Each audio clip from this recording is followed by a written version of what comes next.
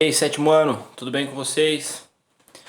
Pessoal, agora a gente vai estar iniciando o livro 3, unidade 5. Continuando falando sobre os animais, falando sobre zoologia. Mas agora, pessoal, eu acho que vai entrar para uma parte mais legal, quando a gente vai falar dos vertebrados. Eu acho que é mais legal que os invertebrados ainda. Nós aprendemos invertebrados no livro passado e agora a gente vai falar sobre vertebrados. Quem são os vertebrados? Vertebrados são animais que possuem coluna vertebral. Automaticamente possuem esqueleto interno, né, de carbonato de cálcio, de calcário, no qual, por exemplo, nós seres humanos fazemos parte. Nós temos vértebras, nós temos esqueleto interno, ok? Os vertebrados são representados pelos peixes, pelos répteis, que são lagartos, jacarés, cobras, tartarugas, pelas aves, ok? Tudo quanto é tipo de ave, pessoal. Tem pena, bico, é ave. Passarinho, né? Olha, arara, tucano, galinha, pardal, águia e por aí vai.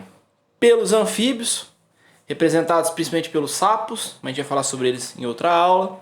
E os mamíferos, ao qual nós, seres humanos, fazemos parte. Também falaremos sobre eles mais futuramente. Os animais queridinhos aí, com pelinhos, fofinhos, ok? Então, mas espera aí, professor. A gente estava aprendendo os invertebrados, a gente aprendeu na escala evolutiva, dos mais primitivos para os mais derivados, dos que surgiram antes, dos que surgiram mais recentemente na escala evolutiva. E os vertebrados se encaixam onde nisso?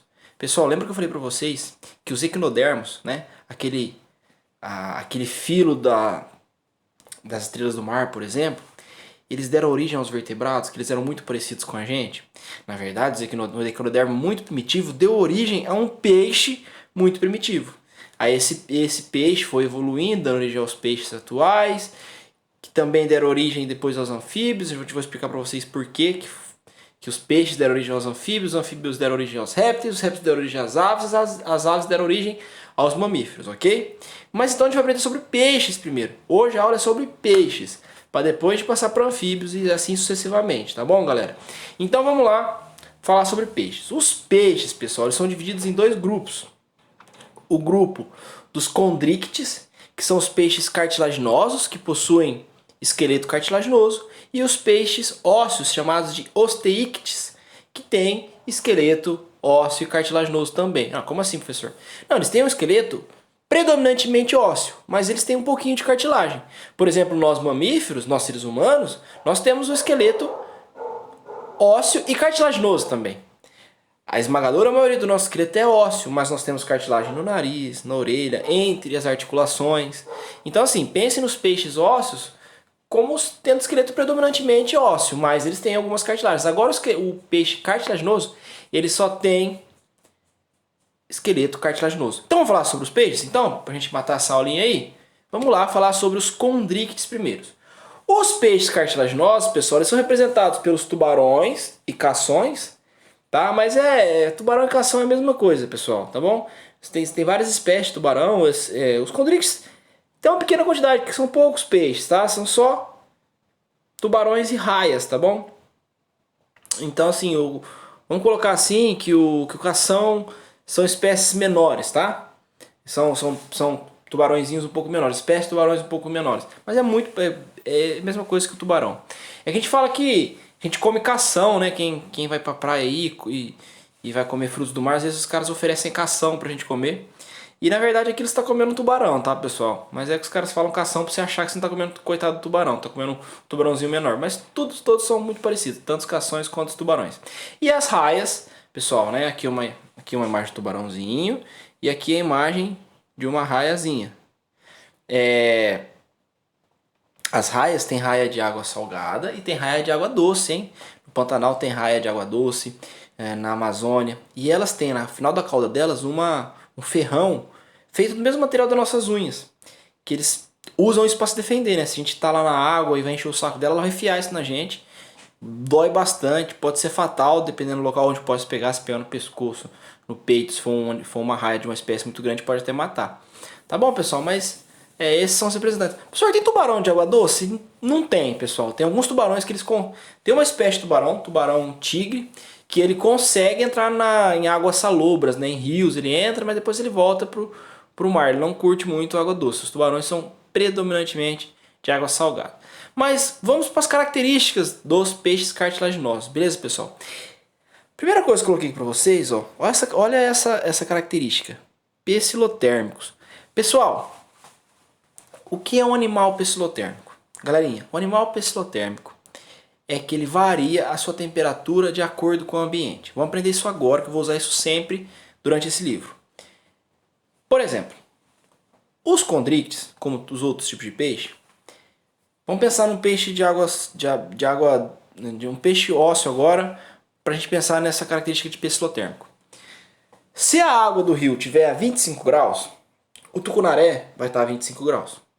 Se a água do rio tiver a 15 graus, o tucunaré vai estar a 15 graus. Ele vai ficar da mesma temperatura do ambiente onde ele vive. Tá bom? Por exemplo, a cobra também tem a temperatura de acordo com o ambiente. Se tiver 30 graus, a cobra vai estar a 30 graus. Se tiver 10 graus, a cobra vai estar a 10 graus. Mas nós também temos os animais ectotérmicos, que são nós mamíferos e as aves. Por exemplo, hoje aqui onde eu estou filmando, tá 20 graus e o meu corpo tá 36,5. Amanhã eu vou acordar, vai estar calor pra caramba, vai estar 35 graus e meu corpo ainda vai estar 36,5. 30 graus aqui no ambiente, meu corpo vai estar 36 graus e meio, sempre. Nós mamíferos e as aves sempre mantemos temperatura constante.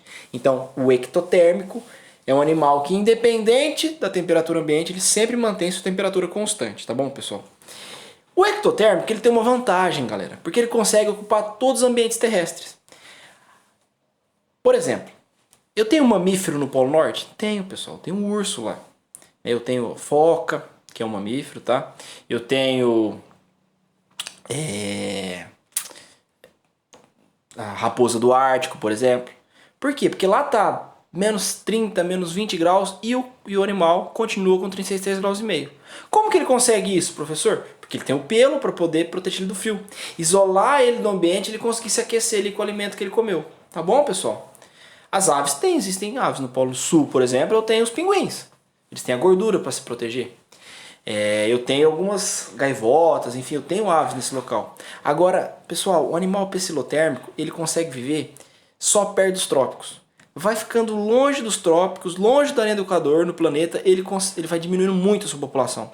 Por isso que esses animais em ambiente nos polos, ambiente temperado, ambiente frio é difícil encontrar. Porque se tiver 0 grau, qual a temperatura que vai estar o sapo, que é um pecilotérmico também?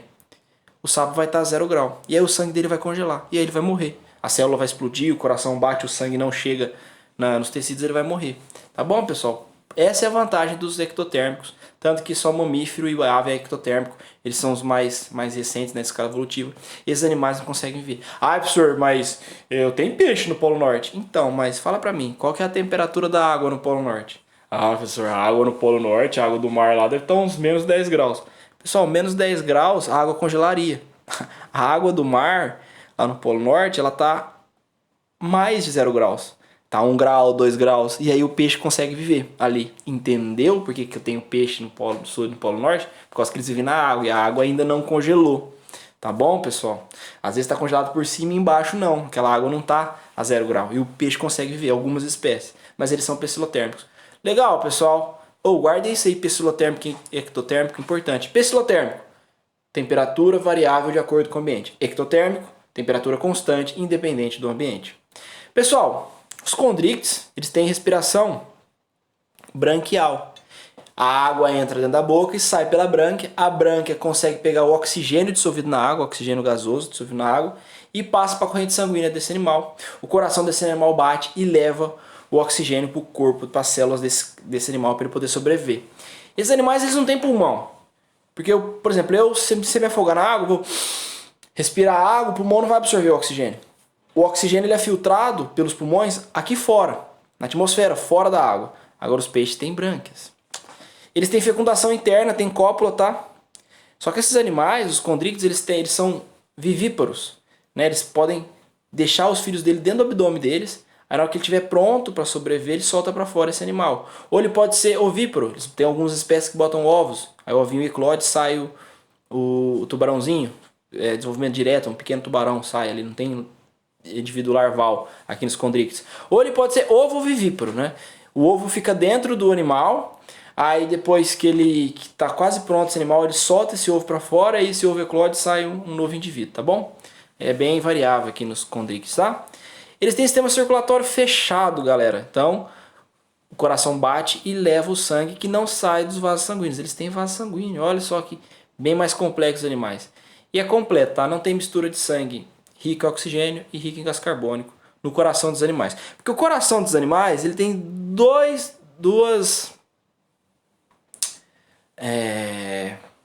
cavidades. Um átrio e um ventrículo. O coração bate. Tem a sístole, tum, tum, tum, tum. O coração fica batendo assim. E fica empurrando o sangue. Porque o sangue recebe oxigênio das brânquias e entra no coração. O coração empurra esse sangue oxigenado para o corpo todo. A célula recebe o oxigênio, libera o gás carbônico no sangue. Esse coração está batendo, né? E esse sangue vai passar aqui na brânquia, pessoal, e vai liberar o gás carbônico na água, vai pegar mais oxigênio e vai passar por aqui. Então, pessoal, dentro do coração desse cara, não tem mistura de sangue de oxigênio e sangue de gás carbônico, que é o sangue arterial, sangue rico em oxigênio, e o sangue venoso, rico em gás carbônico. Então não tem mistura no coração. Vocês vão ver nos próximos filos que tem mistura de sangue venoso e arterial dentro do coração, que ele ainda não está muito desenvolvido, mas não é o caso dos condríctides aqui. Mais pra frente vocês vão ver isso. Pessoal, vamos ver as características dos condríctides. Vamos lá, pessoal, esses caras, eles têm a boca ventral, que a gente fala. Você percebe que o tubarão, a boca dele fica na região basal dele, perto do ventre, região de baixo da boca, debaixo do corpo desse animal. Ó, a raia também. Eles têm as brânquias que são desprotegidas, não tem operáculo, não tem guelra. O peixe ósseo, vou mostrar para vocês, eles têm guelra. A gente chama de operáculo, que é o nome mais correto. Quando você vai pescar, você pega o peixe pela guelra, assim, né? Tubarão não tem isso, vocês já viram quando ele está nadando, fica mexendo, é tudo riscadinho. Não tem algo protegendo ali, é uma coisa interessante. Esse condríctides não tem bexiga natatória, vou explicar o bexiga natatória, calma aí. Eles têm, pessoal, o intestino deles, lá dentro, tem uma espiral dentro do intestino, porque é o intestino que absorve os nutrientes da alimentação. A parede do intestino absorve os nutrientes da digestão, que é completa nesses animais, óbvio, ele é muito complexo, ele tem boquianos. Mas imagine vocês que o tubarão tenha um intestino em forma de tubo, de um tubo oco.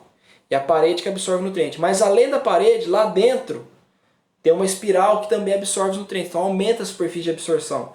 Diferentemente do peixe ósseo, que não tem essa espiral chamada tiflossole, tá bom?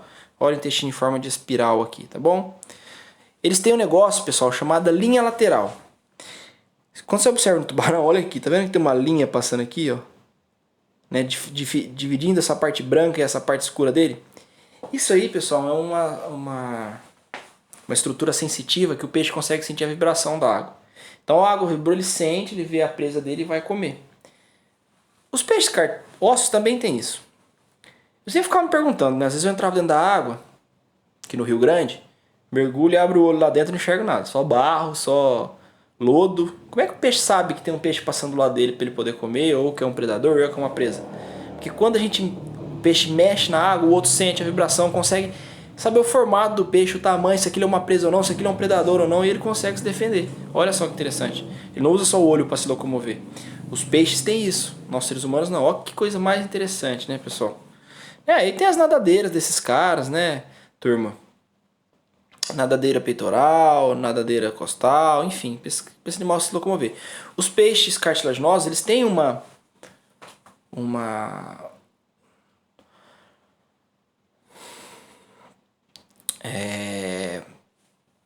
como se chama, gente? Já lembro o que eu ia falar para vocês. Pessoal, olha que interessante. No final do sistema digestório do tubarão, eu tenho uma cloaca. Vou ensinar para vocês o que é cloaca agora. Cloaca é uma estrutura que tem tríplice função. Ela tem três funções. Ela tem função digestória, que ela libera as fezes. Ela tem função excretória, onde sai o xixi. E ela tem função reprodutiva. Porque aqui, na cloaca do macho, ele solta o espermatozoide. Ele encosta a cloaca do macho na fêmea e solta o espermatozoide lá dentro da fêmea. Mas, então ela tem 3 funções. E a fêmea, quando recebe pela cloaca o espermatozoide, e aí fecunda ela lá dentro, é por ali que vai sair o filhote, tá bom? Então cloaca, 3 funções: reprodutiva, digestória, excretória. Excretória para xixi, reprodutiva, reprodução, e digestória para sair as fezes, tá bom?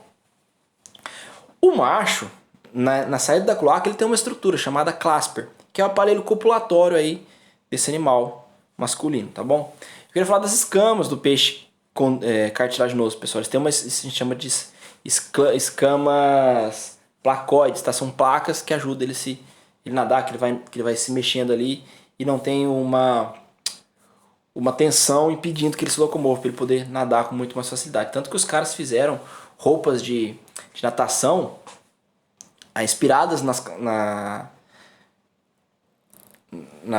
estrutura dos tubarões, para os atletas nadarem mais rápido, né? Inspirado nas escamas do tubarão, que são viradas para trás, não para frente, senão a água ia segurar e ele não ia conseguir nadar, né? Pessoal, espero que vocês tenham gostado de aprender sobre os tubarõezinhos aí. Show de bola?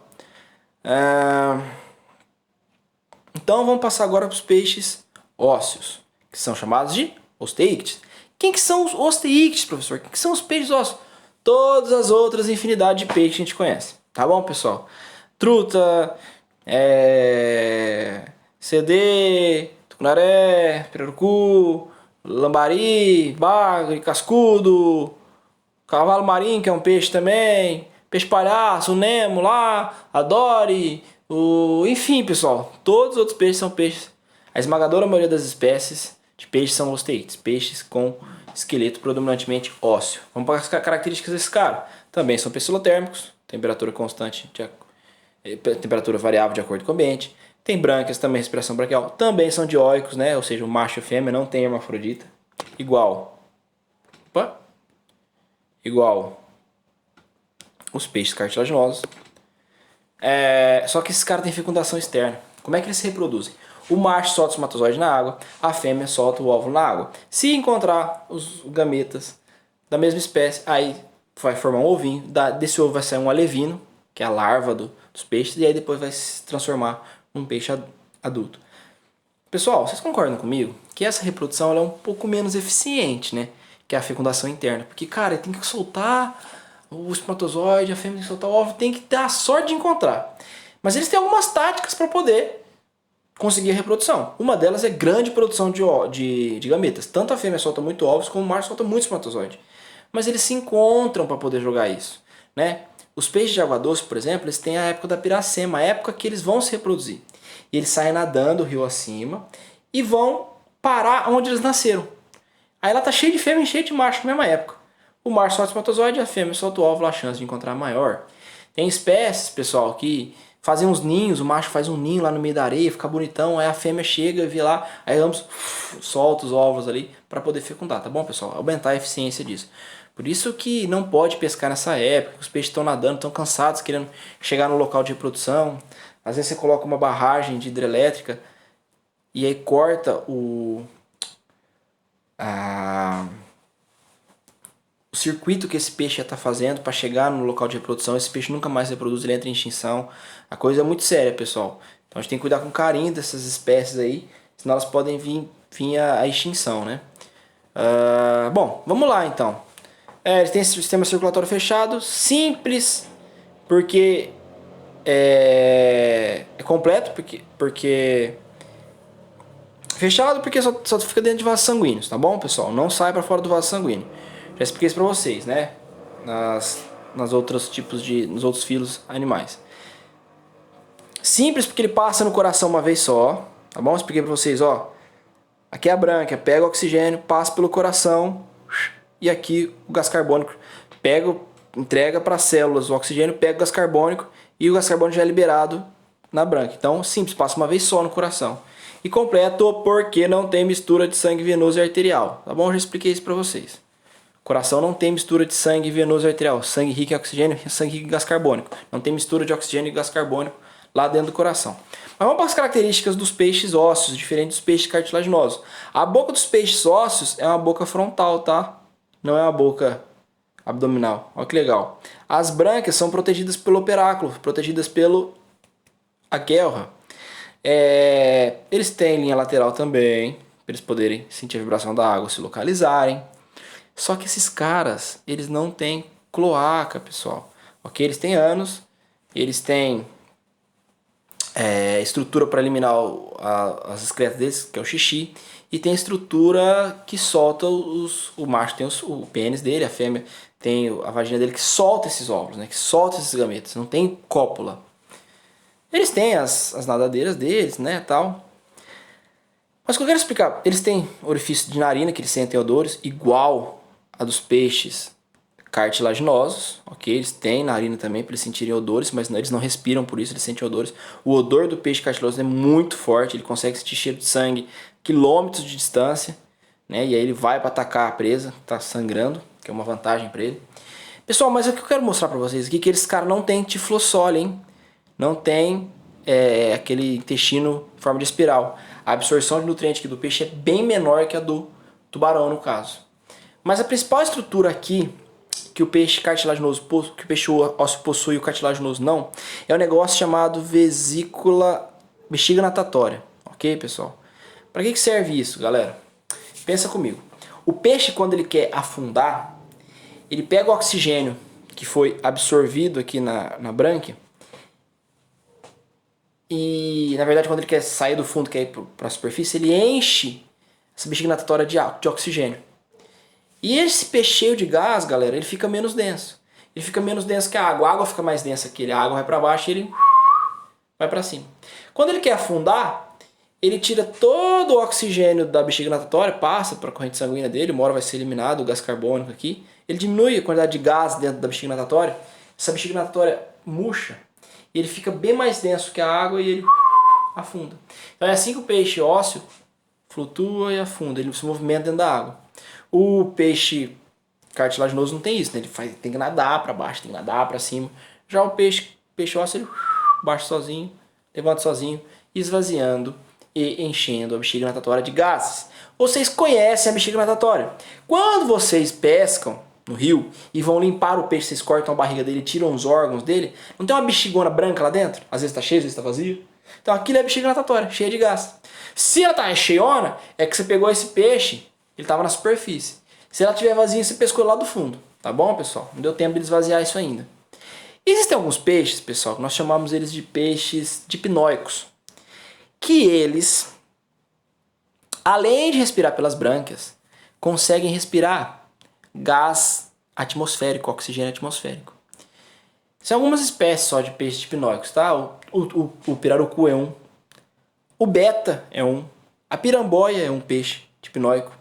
Quando ele está faltando oxigenação na água, ele não consegue pegar o oxigênio da água, ele põe a boca para fora, engole o oxigênio atmosférico e manda para a bexiga natatória. A bexiga natatória em volta da bexiga natatória é cheia de vasos sanguíneos e esses vasos sanguíneos conseguem absorver o oxigênio. Tá bom? São alguns peixes, poucos peixes conseguem fazer isso, muito poucos. Tá bom, pessoal? O pirarucu, pessoal, ele é amazônico, né? Ele tem aqui na nossa região agora, por um acidente, ele é uma espécie invasora, ele não deveria estar aqui no Rio Grande.